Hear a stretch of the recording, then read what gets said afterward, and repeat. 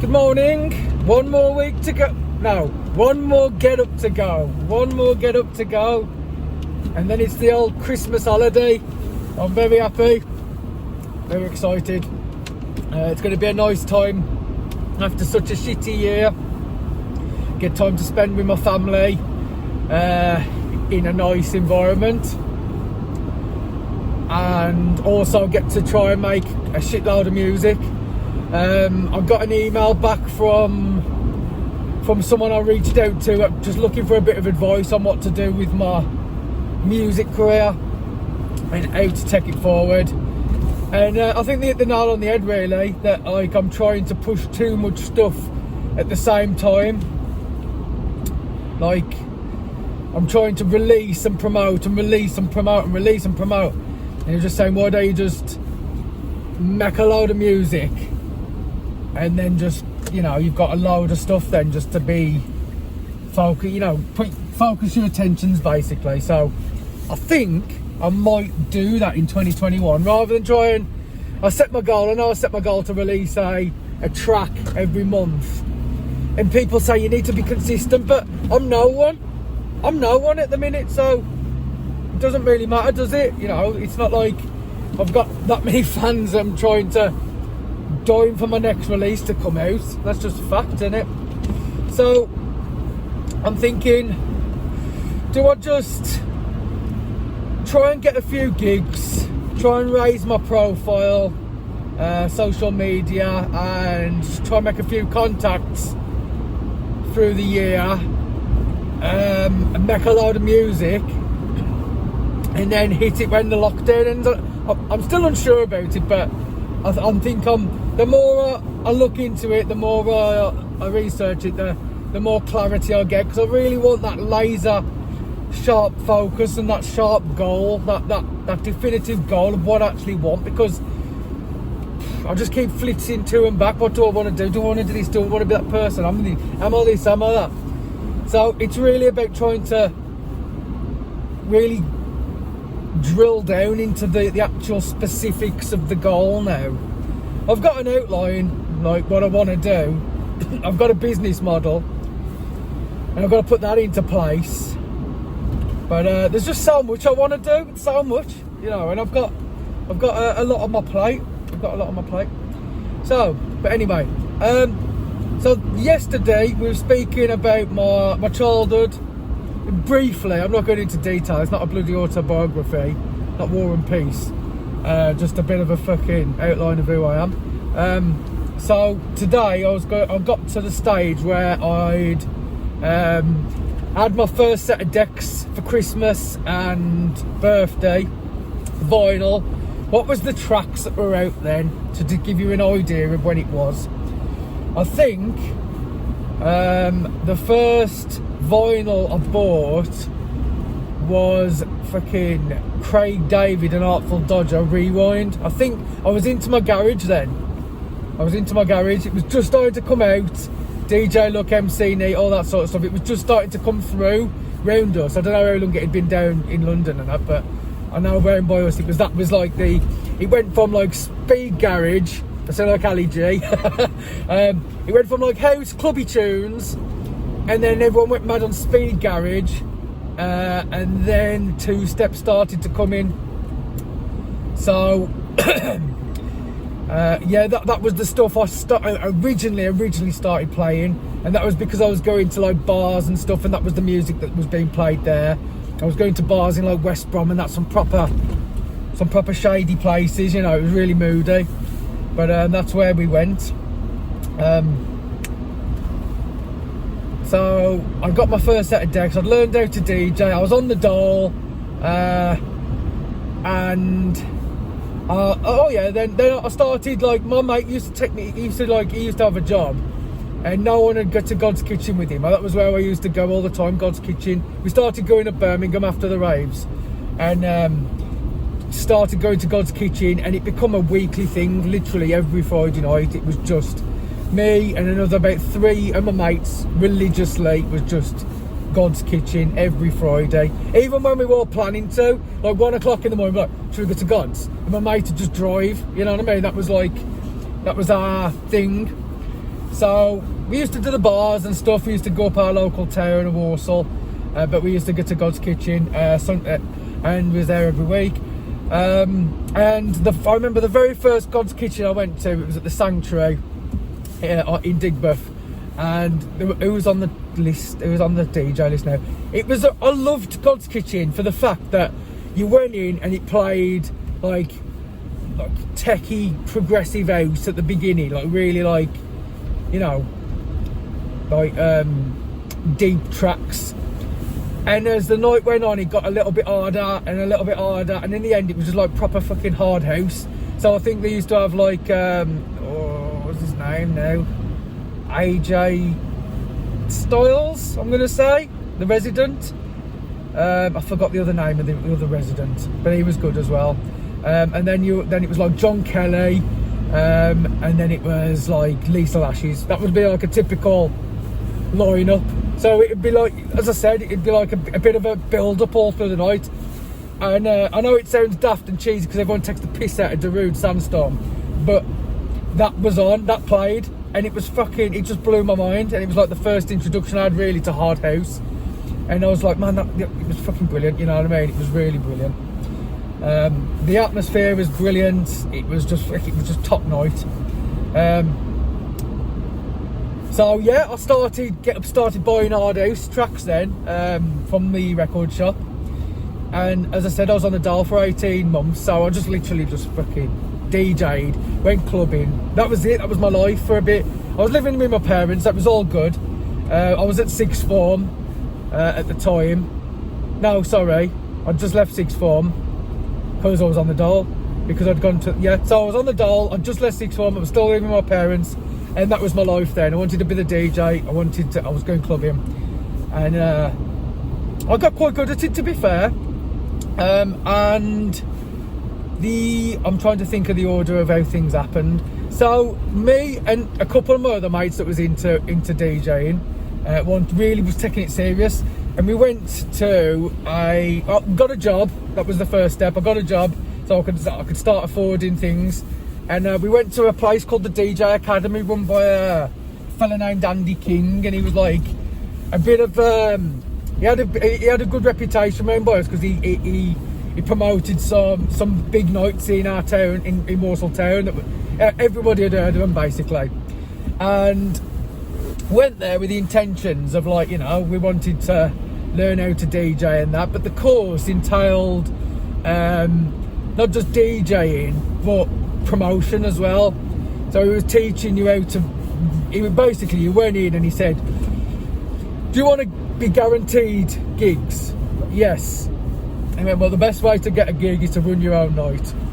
So that was the old premise, and really took to it, to be fair. And the whole course was based around, you're going to learn to DJ, but we already knew how to DJ in the greatest respects. There was beginner classes and all that, and then there was the advanced classes, and we got put in the advanced class because we already had a bit of knowledge behind us, we could already do it. But it was good really, because rather than focusing on the DJing, we focused on the promotion, and he taught us, this was like the old days when it was all flyers and designing your artwork and going flyering and getting the venue and all that sort of stuff. So he taught us the basics of that, of getting your design done and getting your venue, just basically just going out and painting the town red and getting a word about it. And the whole course was, you done the course, and at the end you got to put on the event. So we was doing that. During that time, me and one of my other mates that was doing it, we ended up going uptown, and unfortunately someone was kicking off big style, having a fight, and we got involved in it, basically trying to break it all up and stop it all, but ended up getting the better of these people. It was all on camera and that, and we ended up going to court over it. We was going to court during this time I was going to DJ Academy, and basically it was my first offence. Never been in trouble, but I'd been in trouble for stupid stuff, you know what I mean, as you do. But this was like the first serious thing where I was going to court and that. And basically just ended up fucking a couple of weeks before DJ course finished, we'd promoted the night, we'd done the flyer, we'd built it all up and that. And then about a week before, me and my mate got sent to fucking prison, basically. It was really it was probably the worst moment of my life ever. Very, very much regret it. But you know what, in all fairness, without that happening to me, that changed me. It changed me for the better. There were a lot of people in there who were like, oh, once you've been in, you'll keep coming back in and all that. And I was like, well, fuck, I ain't coming back in. It's fucking horrible. It was one of the worst experiences of my life. Got through it okay, but it was just fucking horrible, you know what I mean? I was in my peak. I've been with my girlfriend for about 2 years, still with her now after like 20 years, near enough. And, you know, life was good. I was doing this DJ thing, it was all going well. And, yeah, fucking gone like that, you know. I was away for about 7 months, I think. I've got 18 months, and then that's split in half, and then you get some allowance for your tag. I was good, you know what I mean? I ain't gonna lie, I wore a fucking arsehole in there. I just got on with it, wanted to get out. So yeah, that happened. And when I was in there, I was like, I'd missed out on doing this event, and I was fucking had FOMO, and I was fucking gutted. And I remember just being in there, writing back, saying, I'm going to put on a night when I get back out. I'm going to do it myself. I'm going to do it. And I was designing the flyers and everything in there, just keeping myself focused and motivated.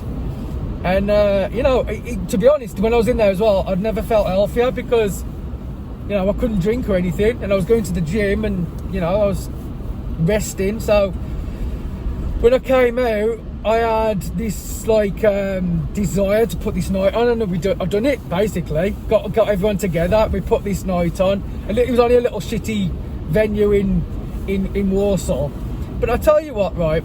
We put this event on, and we had all the clubs there was nothing like that in our town, and I can put hand on heart say in my town at that time there was nothing like what we was doing. People were trying to put things on, but it just didn't take. And we had, on our first night, it could hold 150 people, and it was fucking rammed. It was chock-a-block. My mates were bouncing the door. It was all fucking hustler.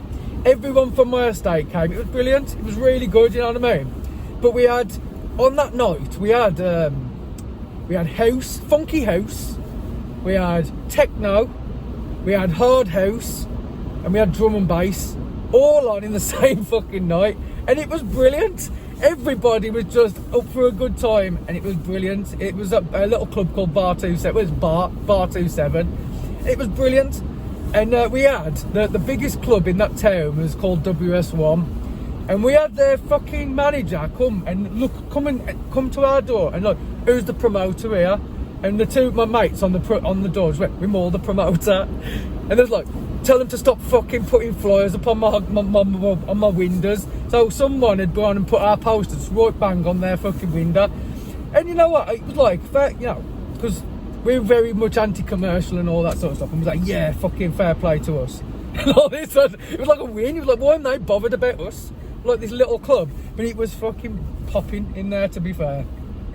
We done that about 4 times, and then we wanted to move up and do a bigger event, you know what I mean? So we moved then to a club called the Lost Lounge, and I was saying to the guys, like, listen mate, I can get you guaranteed 200 people here. You know, it was on small time, and he was like, he was really interested. Yeah.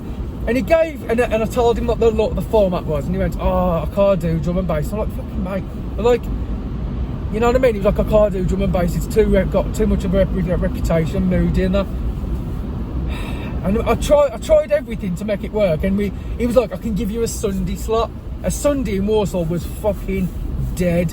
I mean dead. And anyway, I said, okay, well, what we'll do, can we just open the club as a private party for the first couple of hours and have the drum and bass on, and then we'll open to the public and do that. And that was the only way he allowed it. It's shit decision at the time, really. Should have just walked away.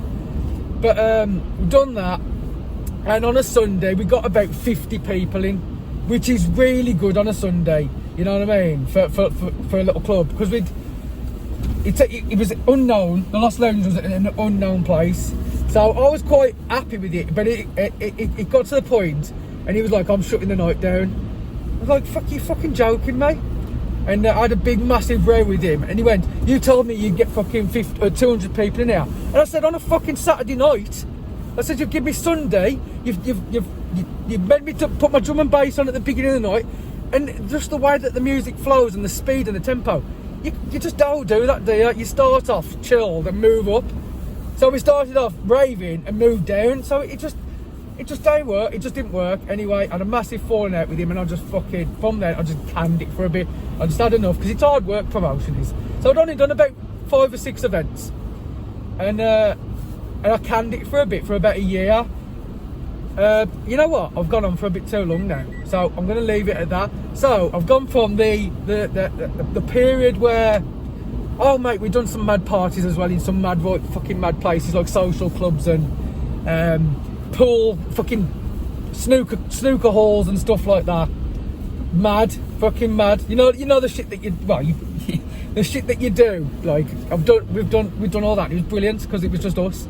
But anyway, I'm rambling on too much. I don't want these videos to go on for too long, so I'm going to leave it there. So next time I'll talk about the promotion from. Oh, I could talk about the competition. I've done a competition as well, and then I started doing promotion, and it took off a bit, and it allowed me to quit my fucking day job anyway. But I'm going to leave it there. So I've done that bit. Okay, so I'll see you later. Peace.